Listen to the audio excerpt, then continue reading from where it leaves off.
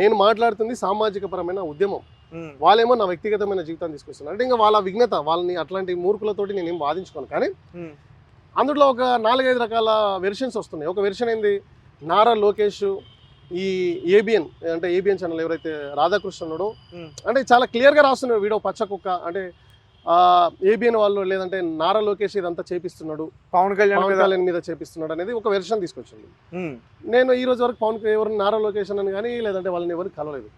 ఇంకో వెర్షన్ ఏం తీసుకొస్తున్నారు, లేదు వీడు Paytm YS Jaganmohan Reddy Paytm వాళ్ళు వైఎస్ఆర్సీపీ వాళ్ళు చేపిస్తున్నారు, సో జగన్మోహన్ రెడ్డి ఇదంతా చేపిస్తున్నారు అనేది ఒక చర్చ. ఇట్లాంటి కామెంట్లే ఉన్నాయి. ఇంకో వెర్షన్ ఏం తీసుకొచ్చిండ్రు, లేదు ఇది పవన్ కళ్యాణ్ సినిమాని పబ్లిసిటీ చేసుకోవడానికి ప్రమోషన్ చేసుకోవడానికి ఇది ఒక స్టంట్ చేస్తున్నాడు అనేది ఒక వెర్షన్. మూవీ యూనిట్ అయితే ఒక స్టంట్ చేస్తున్నాను ఇంకో వెర్షన్. 4వ వెర్షన్ ఏంది, కొత్తగా ఈ రోజు నా మీద నేను ఒకటేసారి ప్రెస్ మీట్ పెట్టిన, నా మీద ఒక 1000 వీడియోలు ఉంటాయి, 1000 మంది అనాలిసిస్ చేశారు. నా పేరు చెప్పుకొని హరిహర వీరమోహన్ టీం పేరు చెప్పుకొని వందల మంది వీడియోలు చేస్తున్నారు, షార్ట్లు చేస్తున్నారు. నేను మాట్లాడిన దాంట్లో అనాలిసిస్ చేసుకుంటూ కొత్తగా నేను ఈరోజు మధ్యాహ్నం నేను చూశాను, నాకు కొంతమంది పంపించారు వీడియోస్, నేను చూపిస్తా. వాళ్ళే చెప్తున్నారు కేసీఆరే శివాముద్రాజ్ వెనుక ఉండి తెలంగాణ వాదాన్ని తెలంగాణ అస్తిత్వాన్ని చూపించడం కోసం ఆంధ్రలో మనని అణచివేస్తున్నారు, మన చరిత్రను అణచివేస్తున్నారని మనం ఒక ఉద్యమం తీసుకొద్దాం అని చెప్పి శివాముద్రాజ్ అనే వ్యక్తిని ముందల పెట్టి డబ్బులు ఇచ్చి ఈ తెలంగాణ వాదులు చేపిస్తున్నారని ఒక వెర్షన్ తీసుకొచ్చి, ఇది ఎంత నాన్ సెన్స్. నేను ఎక్కడన్నా కేసీఆర్ గారిని కలిసానా, లేదంటే నారా లోకేష్ గారిని కలిసానా, లేదంటే వైఎస్ఆర్సీపీ వాళ్ళని కలిసానా, లేదంటే పవన్ కళ్యాణ్ గారు కలిసానా, పోనీ ఈ మొత్తం ఎపిసోడ్లో నేను ఎక్కడన్నా రాజకీయాలు ఏలు పెట్టానా, రాజకీయాల గురించి మేము మాట్లాడామా, లేదు కదా. మేము క్లియర్గా 4-5 క్వశ్చన్స్ రైజ్ చేసాము. మీరు అవునంటే అవునని చెప్పండి, కాదంటే కాదండి. పైగా నేను తెలంగాణని, నేను బీసీ నాయకుడిని, నేను గల్లీ నుంచి ఢిల్లీ వరకు మేము దేశం మొత్తం గర్వపడే కులగణన చేసినాం. కులగణన మీద పెద్ద ఎత్తున ఉద్యమం చేసినాం. నేను నిరంతరంగా, నేను కాదు మా యూనిట్ సభ్యులు లేదంటే మా నేషనల్ జాతీయ అధ్యక్షులు అందరం కలిసి ఢిల్లీ వరకు వెళ్ళి ఉద్యమాలు చేసినాం. ఈ రోజు తెలంగాణలో దేశవ్యాప్తంగా కులగణన చేయడంలో కీలక పాత్ర పోషించింది all India OBC students association. మీరు ఒకసారి గూగుల్లో సెర్చ్ చేయండి, మేము అంత పెద్ద ఉద్యమాలు చేసిన వాళ్ళం. అంతెందుకు మొన్న హైదరాబాద్ సెంట్రల్ యూనివర్సిటీలో ల్యాండ్ విషయం వచ్చినప్పుడు మేము ఏదైతే మా ల్యాండ్ ఉందో ల్యాండ్ గురించే మాట్లాడుకున్నాం, కానీ మాకు రేవంత్ రెడ్డి గారు వ్యతిరేకం కాదు కదా. మేము ఇదే బీఆర్ఎస్ గవర్నమెంట్ ఉన్నప్పుడు కూడా బీఆర్ఎస్ గవర్నమెంట్ బీసీలకు అన్యాయం జరిగితే ఏది కేసీఆర్ గారి గవర్నమెంట్ అప్పుడు కూడా మేము మాట్లాడినాం. మేము ఎక్కడ ఉన్నా మేము ప్రశ్నించే గొంతులుగా ఉన్నాం.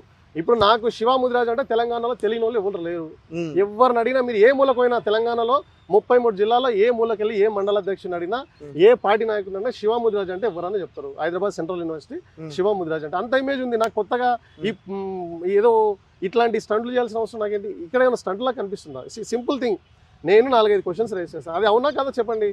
నాకు ఆంధ్ర పాలిటిక్స్తో ఏం సంబంధం?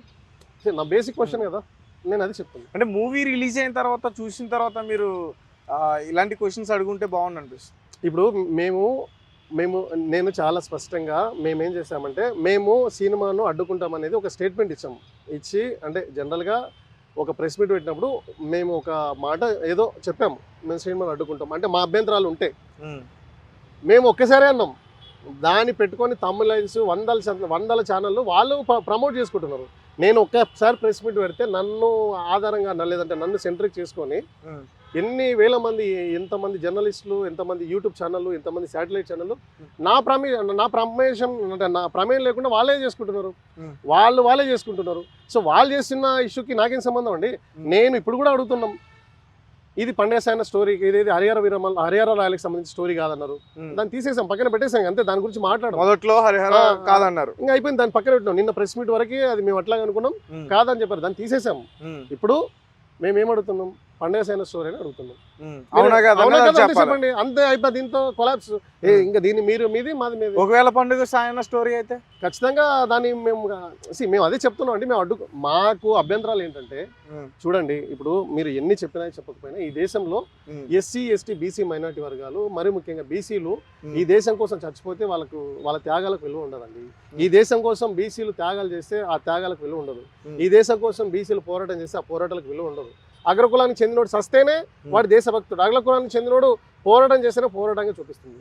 అట్లాంటి తరుణంలో డాక్టర్ బాబాసాహెబ్ అంబేద్కర్ లాంటి వాళ్ళు మాకు రిజర్వేషన్ కల్పించి ఒక రాజ్యాంగాన్ని ఏర్పాటు చేసి మాకు ఆ రాజ్యాంగం ద్వారా చదువుకోమని హక్కులు ఇస్తే ఆయన ఆధ్వర్యం ద్వారా మేము వచ్చినాం.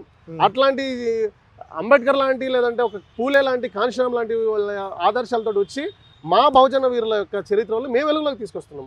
మా బహుజన వీరుల యొక్క వారసత్వాన్ని లేదంటే అస్తిత్వాన్ని లేదంటే వాళ్ళు చేసిన పోరాటాలని వాళ్ళ వీరత్వాన్ని వాళ్ళ త్యాగాల్ని మేము ప్రజలకు చూపిస్తున్నాం. ఆ చూపించే ప్రాసెస్లో మా వీరుల చరిత్రను మీరు సినిమా కమర్షియల్ కోసం తీసుకుంటే మేము ఎట్లా చూస్తూ కూర్చుంటాం? వేల సంవత్సరాలు ఈ భారతదేశానికి దాదాపు లక్షల సంవత్సరాల చరిత్ర ఉంది హిందూ సాంప్రదాయం ప్రకారం చూస్తే. కానీ ఈ వేల సంవత్సరాల్లో మా ఈ బీసీల ప్రస్తావన ఎక్కడుంది? మా బీసీ వీరుల పోరాట పటిమలు ఎక్కడున్నాయి? మా బీసీ వీరుల చరిత్రలు ఎక్కడున్నాయి? చూపించమనండి. ఇన్ని రోజులు ఆ తప్పులు చేసింది ఈ అగ్రకుల సమాజం లేదంటే ఈ భూస్వామ్య పెత్తందార వ్యవస్థ. ఈ రోజు అంబేద్కర్ గారిని ఆదర్శంగా తీసుకొని లేదంటే పూలే గారిని ఆదర్శంగా తీసుకొని మాలాంటి వాళ్ళని చదువుకున్న వాళ్ళం మేము మళ్ళీ కొత్త చరిత్రను నిర్మిస్తున్నాం. మా బహుజన చరిత్రను నిర్మిస్తున్నాం, మా బీసీల చరిత్రను నిర్మిస్తున్నాం, మా బీసీల పోరాటాన్ని మేము వెలుగులో తెస్తున్నాం. కాబట్టి మేము తీసుకొచ్చే పోరాటమే తప్పు అంటే ఎట్లా? ఇది రాజ్యాంగ యుగం అండి, ఇది భూస్వామ్య పెత్తందార యుగం, రాజరిక వ్యవస్థ కాదు కదా. ఎస్, మేము ప్రశ్నిస్తున్నాం, సమాధానం చెప్పండి. సార్ ఇప్పటి వరకు కూడా వాళ్ళ టీం మీకు రెస్పాండ్ కాలేదు. మీరు పండుగ సాయన స్టోరీయే కాదా అనేది చెప్పడం ఇప్పటి వరకు. మరి ఇంకా డేట్ దగ్గరలో పడుతుంది, ఇంకా 10 రోజుల్లో ఉంది. మేము ఖచ్చితంగా సినిమా మేము ఏమంటున్నాం అండి, చిత్ర యూనిట్ దానికి ఖచ్చితమైన స్పష్టమైన మాకు క్లారిఫికేషన్ ఇవ్వాలి. లేకపోతే మేము న్యాయ పోరాటం చేస్తామండి. మేము చేసే ప్లాన్ ఆఫ్ యాక్షన్ మేము చేస్తాం. ఈ రోజు చాలా మంది ఏమంటున్నారంటే వాళ్ళకి తెలియాల్సింది ఏంటంటే పాపం నేను ముందుకు వస్తున్నా కాబట్టి నా మీద వ్యక్తిగతంగా రాస్తున్నారు, నా మీద కేసులు పెడుతుంటారు, నా మీద ఏదో క్యారెక్టర్ అసాసినేట్ చేస్తున్నారు, రకరకాలుగా మాట్లాడుతున్నారు. ఆ పార్టీ వాడని ఈ పార్టీ వాడని అది చేస్తాం దాడులు చేస్తామని. నేను ఒకటే క్వశ్చన్ అడుగుతున్నా, ఈరోజు నేను ఒకటి మాట్లాడుతున్నా కాబట్టి నువ్వు నా మీద దాడులు చేస్తావు, నా మీద కేసులు పెడతావు. మరి ఈ తెలంగాణలో 40 నుంచి 45 లక్షల ముదిరాజ్ జనాభా ఉంది. నా ముదిరాజ్ సమాజానికి చెందినడు ప్రజావీరుడు పండగ సేన. మరి 45 లక్షల మంది మీద నువ్వు కేసులు పెడతావా? 45 లక్షల మంది మీద నువ్వు దాడులు చేస్తావా?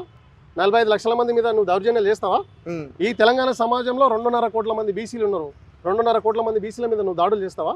కేసులు పెడతావా? ఈ తెలంగాణ సమాజంలో 3.5 కోట్ల మంది నా బహుజన బిడ్డలు ఉన్నారు. అందరి మీద కేసులు పెడతావా? నువ్వు దాడులు చేస్తావా? వాళ్ళు రాలా. మీరు అనుకుంటున్నారు ఏదో హడావిడి చేసి ఏదో పిచ్చి పిచ్చి కామెంట్లు పెడితే ఇంకా ఎవరు లేరు అనుకుంటున్నారా? ఒకసారి చేసి చూడండి, టచ్ అంటే మీరు. ఇంకొక ప్రశ్న కూడా ఉంది సార్, అంటే ఈ చాలా మంది మీరు చూసినట్లుగానే కామెంట్లో ఈ హరిహర వీరమల్లు అనేది ఎప్పుడో స్టార్ట్ అయింది, 4 సంవత్సరాల క్రితం. నిజం చెప్పాలంటే 2 సంవత్సరాల క్రితం కూడా ఒక టీజర్ ట్రైలర్ లాంటిది రిలీజ్ అయింది. అప్పుడు ఎందుకు స్పందించలేదు శివ ముదిరాజ్? అప్పుడు ఎందుకు ఈ డౌట్స్ అన్నీ కూడా రాలేదు? ట్రైలర్ రిలీజ్ అయిన తర్వాతే, రిలీజ్ డేట్ దగ్గరలో ఉన్నప్పుడే శివ ముదిరాజ్కి ఎందుకు దీని మీద ఫైట్ చేయాలనిపించింది? మీరు ఫస్ట్ ట్రైలర్లో పవన్ కళ్యాణ్ గారి ఇంట్రడక్షన్ మాత్రం ఇచ్చున్నారు, అందులో ఏం స్టోరీ ఇవ్వలేదు. మీరు ట్రైలరే ఇప్పుడు మీరే అంటున్నారు ఏంటి సినిమా చూడకుండా ఇట్లా చెప్తున్నారని. మరి ట్రైలర్ లేకుండా ట్రైలర్లో ఉన్న ఏం విషయం ఉందో అది తెలియకుండా మేము ఎట్లా మాట్లాడాలి? 4 ఏళ్లకు ముందే మేము ఏం మాట్లాడాలి? సో మీరే చెప్పండి.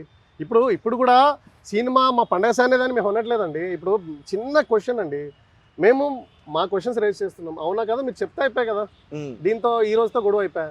నీ పని నువ్వు చేసుకుంటావు, నా పని నేను చేసుకుంటా. ఒకవేళ పండుగ సాయన చరిత్ర తిట్టి మీకు మేము లీగల్ ఫైట్ చేస్తున్నాం కదండి. మేము ఖచ్చితంగా ఈ చిత్ర యూనిట్ స్పందించే వరకు మేము ఫైట్ చేస్తాం, కోర్టుకు వెళ్తాం.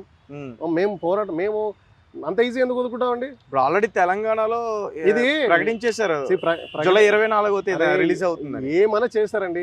ఇప్పుడు వాళ్ళు చేసేది వాళ్ళు చేస్తారు, మేము చేసేది మేము చేస్తున్నాం.